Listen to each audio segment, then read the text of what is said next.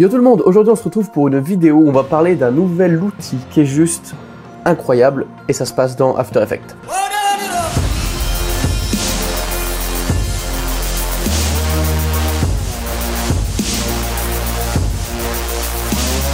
Bon, je sais qu'il y a déjà plein de personnes qui ont sorti des vidéos là-dessus. En France, je sais pas, peut-être pas encore trop. En fait, c'est un outil qui est venu avec la nouvelle mise à jour d'Adobe, qui date de lundi ou mardi, enfin qui est sorti sur le salon NAB à Las Vegas. Comme d'habitude, grosse mise à jour de printemps pour Adobe. Dans cette mise à jour, il y a plein de choses très cool, notamment pour Premiere, des petites améliorations plutôt liées au workflow. Bon, rien d'incroyable. Évidemment, je l'ai téléchargé comme d'habitude, ça m'a fait des problèmes, puisque les mises à jour d'Adobe, lorsqu'elles sont disponibles, sont très rarement stables, et encore là, j'ai des petits soucis. Merci Adobe, comme d'habitude, toujours au top. Mais en attendant, il y a un truc qui est sorti sur cette mise à jour qui est sur After Effects, qui est juste incroyable. Vous connaissez peut-être l'outil de remplissage d'après le contenu de Photoshop, qui consiste tout simplement à remplacer un élément d'une photo. Imaginons, vous prenez une photo de paysage et il y a 3 touristes au milieu sur un petit groupe. Et sur Photoshop, vous pouvez tout simplement sélectionner la zone, et Photoshop va être capable de la remplir d'après le contenu restant dans l'image. Et je ferai peut-être d'ailleurs, si ça vous intéresse, un tuto là-dessus, ça peut être intéressant. Vous me le dites? Petit sondage. Bon, ça c'est bien pour les photos, c'est facile, c'est une image fixe. En revanche, pour de la vidéo, c'est un process qui est extrêmement long et laborieux dans le sens où il faut le faire pour chaque image. Dans After Effects, ils ont ajouté cet outil et ben, on va voir comment ça marche. J'ai prévu quelques clips faciles dans l'utilisation la plus classique et après on va pousser un peu, voir si ça marche pour des cas beaucoup plus compliqués. On se retrouve dans... Bon là on est dans Premiere, j'envoie toujours les clips dans Premiere, de Premiere à After Effects avec le Dynamic Link, c'est un réflexe, alors que là vous allez me dire c'est pas nécessaire. J'ai des petits clips, voilà, donc les deux classiques par lesquels on va commencer, c'est vraiment super simple, hein, c'est un plan de drone, et en fait on va éliminer la personne qui se trouve... Enfin c'est mon sujet principal, hein, c'est pas le but final, mais c'est pour montrer en exemple. Là imaginons que je veuille éliminer cette personne, c'était un touriste qui marchait sur le lac, et moi je veux qu'il y ait personne. Voilà, c'est super simple. Autre utilisation pratique, par exemple la mini interview, bah en fait le logo de la marque de la doudoune me dérange. Donc voilà, c'est vraiment le truc classique, c'est enlever une personne d'un paysage ou quoi sur un fond uni, parce que là encore une fois le fond est blanc, c'est simple. Ici par exemple enlever un logo, bien que le logo n'est pas énorme et là il y a du mouvement en 3D, avant ça aurait été possible si le mouvement était un peu linéaire, si c'était vraiment sur une surface plane, mais là il recule, il avance, donc il y a de la profondeur, le logo est pas très grand. On va voir comment ça marche, on va déjà faire le premier, donc là je fais remplacer par une composition After Effects. J'ai donc mon clip dans After Effects. Alors en fait, pour tout simplement effectuer cet outil, parce qu'en fait vous voyez là il y a plein de petits panneaux, et ce qui nous intéresse nous c'est le remplissage d'après le contenu, qui est donc tout nouveau, et qui vient d'arriver voilà, sur After Effects. Donc très simple, on va d'abord faire un masque, donc on sélectionne bien notre clip, on va faire un masque, alors soit manuellement, soit avec par exemple une ellipse. Donc je prends mon ellipse et je viens faire un petit masque autour de mon personnage. C'est très simple, donc là par exemple je ne vois plus, alors on va cliquer ici, ici. On voit, voilà, ça les petits carrés, ça représente du noir, du vide. C'est important, c'est plus simple pour visualiser. Ça me plaît pas la façon dont c'est fait là. Donc on va mettre aucun, là comme ça je vois mon masque et je vois tout mon clip, c'est plus simple. On va le faire plus tard avec un tracking directement du masque, mais en soi, ici, je peux limite le faire à la main, c'est super simple. On va ouvrir tout ça le masque, on va cliquer une petite clé sur le tracé, donc voilà, première image, mon masque est ici. Et puis on va avancer un peu dans le clip, c'est un mouvement très linéaire que j'ai fait au drone, donc c'est facile à traquer à la main. Voilà, on vient le traquer à la main.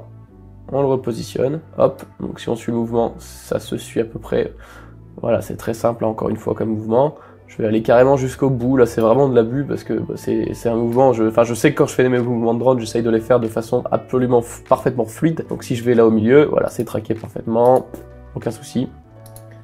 Voilà, vous voyez, je mets un petit peu de marge aussi autour, hein, quand même.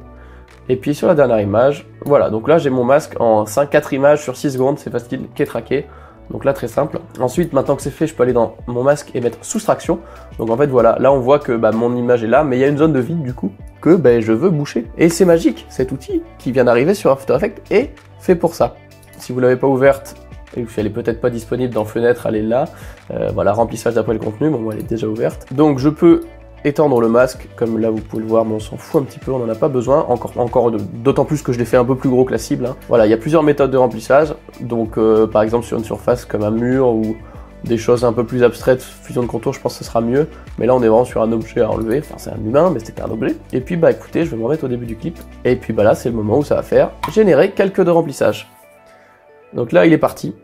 Il analyse le clip, après il va faire un petit rendu, et on va voir le résultat, mais normalement, ça devrait être parfait. On se retrouve juste après. Autre chose à savoir, c'est qu'en fait, en faisant ça, il va créer des images en JPEG, je crois, toute une séquence d'images, où il va remplacer du coup à chaque image le résultat. Ce qui fait que ça peut faire des fichiers un peu volumineux. Si vous le faites et que vous n'utilisez pas le clip au final ou quoi, n'hésitez pas à aller les supprimer, parce que ça peut vite faire 3-4 gigas chaque séquence. Bon voilà, c'est déjà fini, j'ai parlé et au final, c'est fini. Je fais un petit rendu. Bon visiblement, ça marche parfaitement. Est-ce qu'on voit mon petit bonhomme?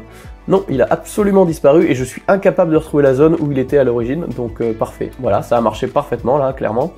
Bon, c'était l'exemple le plus facile. Maintenant, deuxième exemple, c'est parti. On va maintenant enlever un logo d'une doudoune. Alors là c'est plus chaud. Là, il y a plus de challenge. Je vais prendre la plume, je vais le faire à la main. On va aller zoomer sur la petite doudoune. On va juste faire vraiment un triangle pour pas avoir trop de points si jamais je dois retoucher des choses manuellement. Voilà, bon là j'ai ma doudoune qui est isolée, comme d'habitude, le masque aucun pour tout voir. Alors là, en toute honnêteté, je suis pas capable de tracer, surtout que c'est pas un mouvement linéaire, c'est une personne qui bouge, qui avance, etc.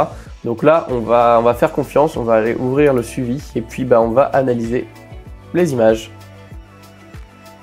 Ça m'a l'air pas trop mal. Bon là évidemment en plus je peux pas dézoomer, mais là ça m'a l'air pas mal du tout. Je pense que je vais juste étendre un peu le masque pour compenser un petit peu peut-être les petits manques. Mais là pour l'instant il m'a l'air extrêmement bon le tracking, vraiment. Alors si je dézoome un peu qu'on voit quelque chose, c'est tracking parfait, voilà. Donc là mon tracking est fait, je remets le masque en soustraction pour qu'il y ait du vide, voilà là il y a du vide. Remplissage d'après le contenu, je vais étendre de genre 10 pour prendre en compte peut-être les petits moments où ça se frise, ça croise un petit peu, pour lui donner un peu de marge, on va mettre même 20, je pense que c'est donc on en parle en pixels là, donc c'est vraiment que dalle. Hein. Générer quelques de remplissage, c'est parti, on se retrouve après pour voir si ça a marché. On va voir, a priori je pense que ça a marché de manière assez impeccable, oh oui ça m'a l'air vraiment fou. Bon voilà, mon logo de la doudoune a complètement disparu. Franchement, ça se voit mais absolument pas, même en zoomant. Ça c'est vraiment les deux cas et encore le logo c'est pas si facile. Ça marche du feu de Dieu, vraiment. Donc c'est très très cool. Maintenant j'ai des exemples un peu plus compliqués, parce qu'il y a un moment il faut mettre un peu de peps, là c'était facile. Ce clip est compliqué déjà parce que l'objet est gros dans l'image, hein, il prend une bonne partie de l'image, parce qu'évidemment si votre objet est petit, le logiciel a une tonne de choses à pouvoir piocher dans le reste de l'image pour aller remplir. En revanche, là j'ai une voiture qui prend un bon 15-20% de l'image, donc déjà il y a moins d'éléments, et surtout elle est sur la ligne d'horizon. Et ça c'est compliqué, parce que si elle aurait été dans la neige devant, c'est facile à remplacer, puisque c'est que des textures un peu de neige très très peu définies. En revanche, là elle passe sur la ligne d'horizon, il y a des choses à remplacer derrière, donc là à mon avis, d'ailleurs je vous le dis en toute honnêteté, je pense que ça va mal marcher. Voilà, je vais le faire à l'ellipse, hein, parce que je sais que une petite ellipse en aucun, je vais le faire en tracking là tout simplement, donc voilà pareil, je retourne dans mon suivi, le tracking est fini. Je vais juste donc faire une petite expansion de masque de genre 30 pixels juste pour agrandir un peu le masque en fait. Maintenant comme d'hab, on le remet en soustraire pour qu'il y ait du vide. Bon là vous voyez qu'il y a quand même un sacré morceau de vide. Et je vais mettre un peu de contour. Là vous voyez si je mets du contour la voiture apparaît en fait. Donc on va mettre un tout petit peu de contour pour déjà que ça smooth un peu le tout. Je sais pas si ça l'aide en fait, je vous avoue que je le fais sans savoir. Donc on va tester et on va voir ce que ça donne. Là déjà il est vachement plus long sur l'analyse, il y a un gros morceau à remplacer et on est en 4K 50 hein, donc... Bon moi je vais goûter en attendant, c'est un peu long j'avoue là. On est qu'à 40%. C'est de la grosse merde, ça n'a pas marché du tout. Ça peut pas être parfait non plus en vrai, donc bon. Ça m'étonne pas d'un côté, mais c'est vraiment de la merde, hein, on va pas se mentir. Mais bon, c'est normal, encore une fois, la place de la voiture dans le plan était énorme. Passons à l'exemple suivant, là je suis vraiment dans le test de pousser le truc. Moi je fais pas juste le tuto où je vous montre juste, bon, là ça marche, c'est les deux cas classiques, faciles. On tente de pousser, voir si ça vaut extrêmement, vraiment le coup. J'en ai un autre, un peu tricky. Là, c'est un plan où j'avance, donc on est vraiment au pur 3D, pure profondeur, et je veux dégager la voiture. Alors, elle est sur un fond blanc, donc logiquement, pour moi, c'est bon. La voiture, la première, elle est pas très belle, et je veux l'enlever. Voilà, donc là, j'ai un petit masque à faire, comme d'hab. On va prendre un peu de marge au-dessus, parce que sinon, il va être des fois un peu galéré. Là, en fait, pour qu'ils comprennent bien les limites du masque et qu'il y a l'élément, voilà, à suivre, facile. Un petit tracking. Écoutez, on est dans le test ici, on teste les possibilités de cette... C'est parti. Il y a un petit souci au début, mais après, c'est pas mal du tout, vraiment. Ah, il était vraiment bon au début. Et je pense savoir, c'est peut-être parce que j'ai mis l'expansion, on va remettre à 0. Parce qu'en fait, comme j'avais le bord sur l'horizon, c'est là qu'on a vu avant que ça posait souci. Je retente comme ça. Ok, bon bah là c'est parfait, il y a juste le fait que j'ai pas sélectionné l'ombre, mais en vrai ça marcherait ça, si j'avais agrandi le masque. Donc là franchement c'est pas mal du tout. On est sur vraiment une image en profondeur, en 3D pur quoi, et bah voilà, ça marche bien. Un test de l'extrême, il y a ce passage de crevasse sur le lac Baïkal.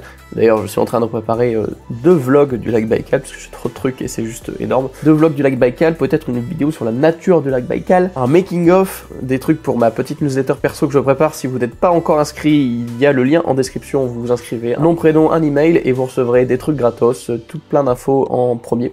Donc voilà, n'hésitez pas, ça vous prendra à peu près 30 secondes maximum. Et donc ce joli petit clip d'une voiture qui passe la crevasse, ça me plaît pas qu'il y ait trop de monde dessus. J'aimerais bien que ce soit un peu vierge quoi, ou à la limite laisser juste 2 personnes de chaque côté, parce que là en fait on voit qu'ici la voiture croise avec la personne, donc ça va vraiment être galère de l'enlever. Mais en attendant, si j'ai juste 2 personnes, les 2 personnes qui sont de chaque côté de la voiture, ça me gêne pas parce que c'est logique. On va tenter d'enlever tout ce monde là. Alors que là il y a 6 voitures et à peu près autant de personnes. On va faire plein de masques.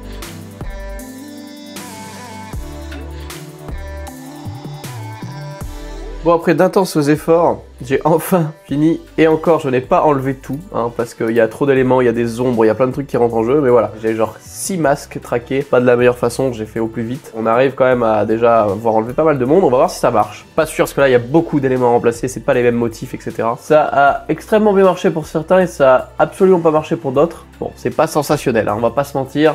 Après le plan est vraiment en 3D, c'est-à-dire que je recule tout en levant la caméra, ça change toutes les perspectives tout le temps en fait. Donc je pense qu'il galère à récupérer les textures et à les appliquer. Mais voilà, il y a plein de textures à remplacer, c'est très compliqué comme plan. Le 4x4 qui était ici est vraiment par contre, alors lui, avant il y avait quand même un 4x4 et là il a complètement disparu. On voit donc que ça marche parfois et ça marche pas du tout pour d'autres fois, hein, voilà. C'est un peu le jeu de ce genre d'effet, en tout cas ça marche pour des choses basiques telles que enlever un logo sur un t-shirt uni, enlever quelqu'un sur un fond assez uni, c'est vraiment, c'est très pratique parce que c'est rapide et ça marche super bien. Même pour des plans ou sur des spots très connus où il y a des touristes à enlever, bon, évidemment pas 200, mais si vous en avez 2-3 à enlever, ça peut vraiment marcher. Et là, je faisais vraiment mes masques un peu à l'arrache.